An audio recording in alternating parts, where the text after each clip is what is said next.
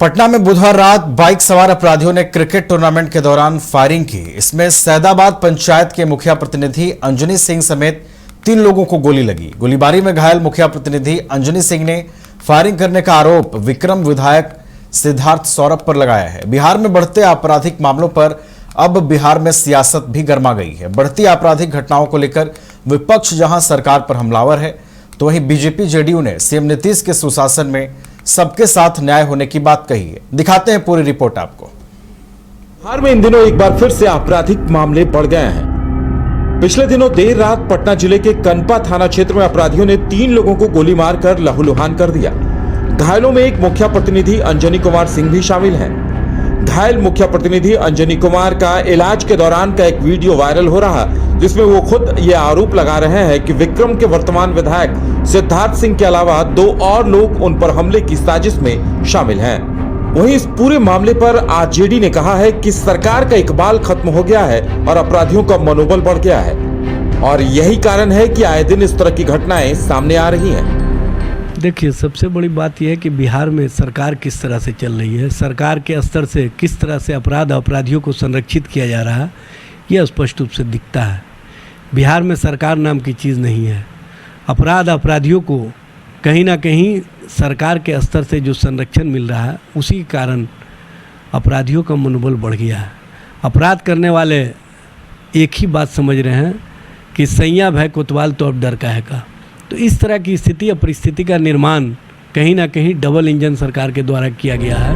वहीं इस पूरे मामले पर बीजेपी ने सरकार का बचाव करते हुए कहा है कि पूरे मामले पर सरकार की नजर है, पुलिसिया जांच चल रही है और जांच तक इंतजार करना होगा। आरोपी जो भी होंगे बख्शे नहीं जाएंगे, चाहे वो विधायक हो या आम आदमी हो। देखिए, किसी तरह की भी घटना घटती है, चाहे डकैती हो, गोलीबारी की हो, जो भी संज्ञेय अपराध है, इस मैटर ऑफ इन्वेस्टिगेशन, ये जांच का विषय है।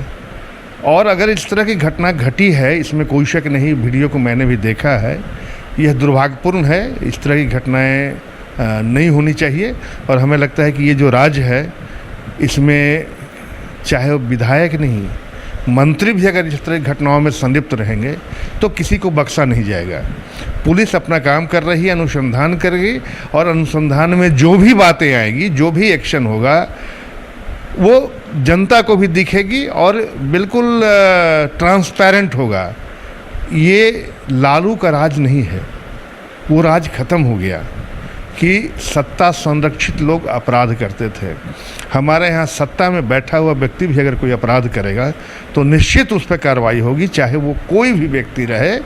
और जहाँ तक इस पार्टिकुलर घटना के बारे में जितनी मुझे जानकारी है, अभी तो इन्वेस्टिगेशन है, पुलिस जांच कर रही है, और जांच में जो भी तथ्य सामने आएगा निश्चित उस पर कार्रवाई होगी। वहीं इस पूरे मामले पर जेडीयू प्रवक्ता निहोरा प्रसाद यादव ने सरकार का बचाव करते हुए कहा कि वायरल वीडियो में पीड़ित 2 आरजेडी के नेताओं का भी नाम ले रहे हैं। जांच चल रही है, जांच के बाद ही उचित कार्रवाई होगी।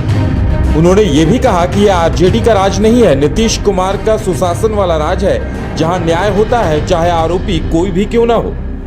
मैं भी देखा हूँ वह वीडियो, जिसमें आरजेडी के 2 नेता के बारे में भी कहा गया है और सिद्धार्थ के बारे में भी कहा गया है। प्रशासन गंभीरतापूर्वक इन चीज़ों को लिया है और उसकी जांच कर रही है। अगर सत्यता मिला तो आप जानते हैं कि नीतीश कुमार की सरकार में किसी को छोड़ा नहीं जाता है, चाहे बड़े ही आदमी क्यों नहीं हो। कार्रवाई होगा अगर सत्य पाया गया, घटना अगर सत्य होगी तो, जो आरोप लगे हैं अगर सत्य होगा तो कार्रवाई होगी। अब जब घायल आरजेडी विधायक का नाम ले रहे हैं और आरजेडी सीधे सीधे पुलिस प्रशासन पर इकबाल खत्म हो जाने का आरोप लगा रही है। हमरा गोली लग गल भैया, हम अंजनी सिंह जनपारा, हमरा गोली गनौरी जादव मारवा दिल। सिद्धार्थ सिंह विधायक हमरा गोली मरवा दिल भैया। अरे धीरे सिद्धार्थ सिंह विधायक हमको गोली मरवा दिया भैया। गनौरी जादव हमको और राजेश यादव दोनों गोली मार दिया भैया। हम बचेंगे चाहे नहीं बचेंगे, वीडियो बनी थी ना, कोई ठीक नहीं है भैया।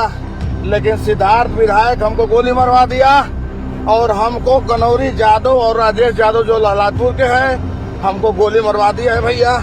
इसमें किसी का कोई रोल नहीं है। तो ऐसे में देखने वाली बात यह होगी कि पुलिस मुकम्मल जांच के बाद किस नतीजे पर पहुंचती है और अपराधी कब तक गिरफ्त में आते हैं।